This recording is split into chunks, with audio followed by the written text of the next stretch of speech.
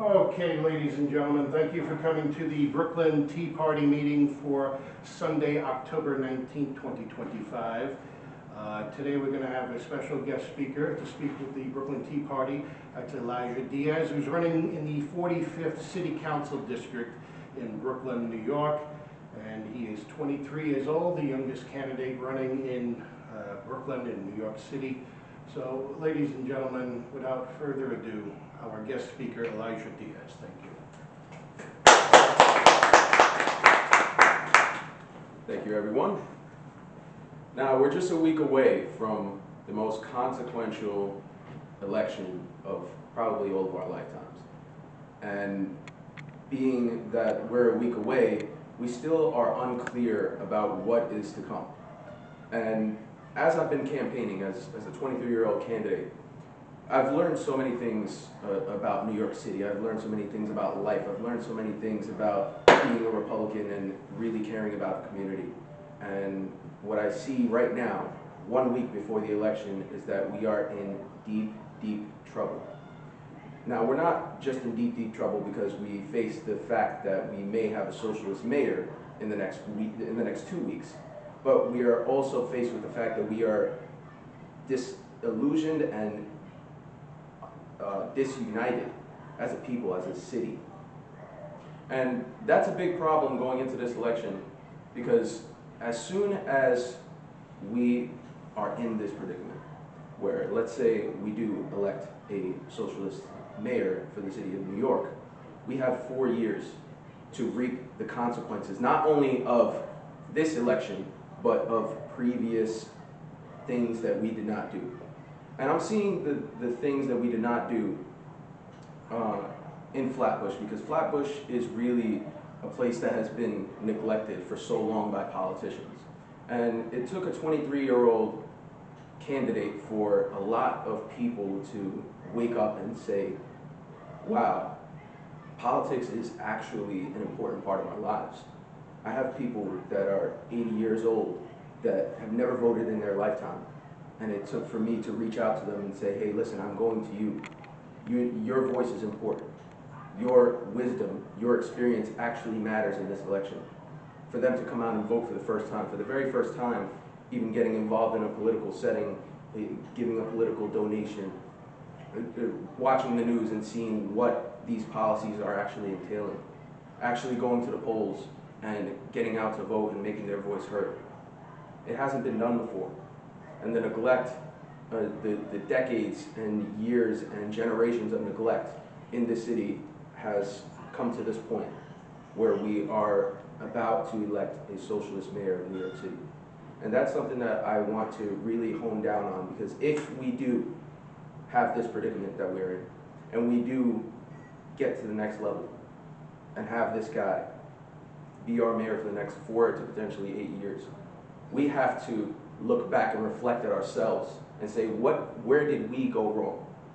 Because even so, I see a lot of times where the Republican Party wants to silence a lot of voices that otherwise could have been heard and could have been one of us, and common sense people who feel neglected and who were pushed away from politics. Why? Not because they were wrong for feeling the way that they were, but because they felt disillusioned that the Republican Party is not for them. They don't feel comfortable getting involved in politics.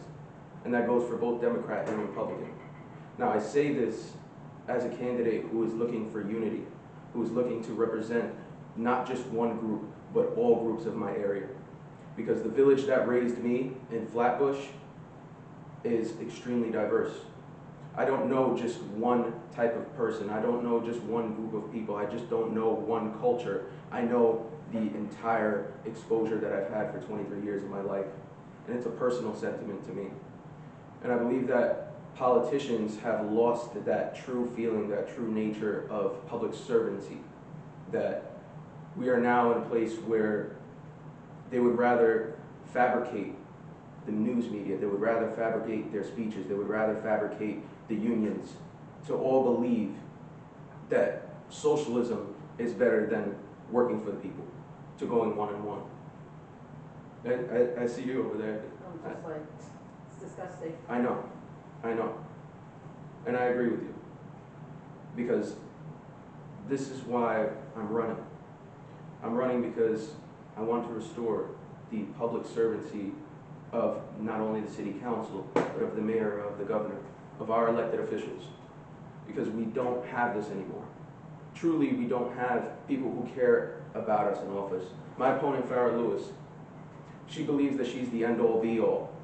She believes that she is the one person that is going to change the district and change the lives of 140,000 people. However, when people ask me what I'm able to do, you know, I kind of go into it and think about, yeah, I want to fix the affordable housing crisis. Yes, I want to fix the public safety. Yes, I want to cut red tape for small business. But by myself, I cannot do any of those things. I cannot change the lives of 140,000 people. But what I can do is be the voice, be the educating mind that says, listen, me alone, I can't do it for you. I can lead the horse to water, but I can't make the horse drink the water. So I'm the person that is going to educate and say, I'm not going to do it for you, I'm going to show you how to do it for yourself. Because I truly care about you. And if I'm not there at 1, 2, 3 o'clock in the morning when you have an emergency, I want you to be fully equipped and fully ready to duplicate that process. Not only for yourself, but for your family, for your friends, for your neighbor, for your community. And the Democratic Party, I don't say this as a bash, but I say this more so in the light that they are now perpetrating communism and perpetrating socialism, is that they want it to be everybody is the same and nobody to think for themselves. And on the other side, I see the faults in the Republican Party saying that, hey, listen, because you've been told something and you don't know any better, now you're with them, we're going to push you away. We're going to exclude you from the conversation. And that's the biggest problem that we've had as a party, as a people, that we are not united, and that we are not open to having conversation, and that we are exclusive in who we talk to and who we don't talk to. Because the children that are growing up now, even though I'm 23 years old, you know, I was excluded from the conversation. And I had to fight my way to get in and get to the front lines and say, I'm fighting for what I believe in, for what I believe is right. And a lot of people don't have that figure, especially in Flatbush. I'm so proud to be a product of that environment, not because you know, I'm pushing a platitude because I'm, you know, fake proud, but because I've lived it, because I've been a part of that society, and that's all I know. A village that has raised a child, and my selfless act, because I can never repay all of those people who raised me, who had truly helped me. But what I can do is use my platform to serve them now and to give back in a way that I wouldn't be able to do alone. And that's my selfless reason for running. My selfish reason for running is because I truly feel happy in what I'm doing. I truly feel happy that when I walk outside into Newkirk Plaza and I see the homeless guy that's been living there on the bench for 3 years, and I give him a little bit of food and he looks at me and he says, thank you. He says, thank you, I haven't eaten in days. When I go out to the corner and I go to the laundromat and the guy doesn't even shake my hand, but he gives me a hug because I helped him with his flooding basement the previous 2 days. And I truly, it's a true story, I did. But he gives me a hug and he shows me that embrace. That truly makes me happy. To go to the projects where I initially went to give out my palm cards, but I ended up playing football with the kids for an hour because they were happy to see someone that they could look up to, not only that they could look up to, but that they could be amongst as young people, and that they can exercise with and that they can resonate with. That truly made me happy. And that's my selfish reason for running for city council. And so it's, again, 1 week before the most consequential election of our lives. And we need to be responsible with not only who we vote for, but who we talk to and who we educate. Because at the same time, we can say that they're wrong, but they're saying that we're wrong. Who's to say who's right and wrong when we're not having a conversation, when you exclude anybody else from the conversation? Because so many people that I know that are even voting for Mamdani, that are voting for, that they're self-proclaimed socialists, I have a conversation with them and we actually think pretty much alike on 9 out of 10 issues, but they believe something different. They believe that we're enemies. They believe that we're distant, when really we're talking the same exact things. We're talking about family issues. We're talking about affordability. We're talking about safety.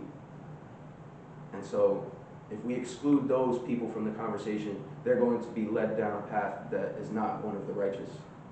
However, if we accept that and take into account what those people are enduring in their everyday lives, and not only think about ourselves for a second, but think about how the next person is retaining their information, how they are living their lives, then we'll be able to come together and unite and get towards the path that we all believe is one of the righteous nature. So I'll leave off with this. When you go home today, I don't want you to believe that you're going to vote Republican down the line, Democrat down the line, independent, whatever you may believe. I want you to truly sit down and think to yourselves for a minute. Am I doing the right thing? Am I on the right path? Am I actually making my city better? Am I making my family better? Am I making my life better? And why are you doing these things? Is it because you were taught? Is it because you've experienced it? Is it because you want to protect the others? Or do you want to dissuade others from a different direction? These are all conversations that are not had at the kitchen table, and that is the reason why we're in such a consequential and back against the wall situation. So I'd like to inspire you to just think back and talk for a minute. Because if we're not having a conversation, when you say yes, that's the end of a conversation, but when you say no, that's the beginning of one. And if we don't have these conversations, if we're too scared to say no, then we're going to fall into a situation where we have to say yes. So I'll leave you off with that. Thank you very much. Thank you. Everybody. I have a question I want to ask you. Yep. Is there a way that, he's a socialist and he's a communist. Mm-hmm. Shouldn't that be prevented because that's not what America is about? We're capitalism, and this is like what they do in third world countries. Isn't there a way that there should be a law that somebody like that should not be allowed to run? They would have to, America? Donna, they would have to pass a You know law, what I'm but saying? it's freedom of speech, so to speak. They could be a communist and the socialist and run. If you look back in the past, you had the presidential election where you actually had like a person like Gus Bell run for president of the United States on the communist line. So apparently that is a thing, and you can't change that even if you don't like it. Mm-hmm. But unfortunately, it looks like New York City will be voting for that. Yeah, and it's simply a matter of ideology. Now, we have freedom of speech, of course, but it's also a fact that it changes hand depending on who's in charge. And the divisiveness of politics being, far left and far right, we're never going to get to a middle ground that says, okay, this is good for all of us. And so now we're going to have an extreme end of it. And unfortunately, we can't just pick and choose what we take. We have to be able to come down to the middle. And again, this is the consequence of not having those conversations. Okay. All right. Thank you very much, Any other ladies and. questions? Also, he wants to promote, prostitution, legalize that. Like, what's wrong with him? Well, what he'll do is he's not going to enforce it. And he also wants to have, he wants to let everybody out of jail. How could you allow that? Well, the people will be allowing it by voting for him, and that's the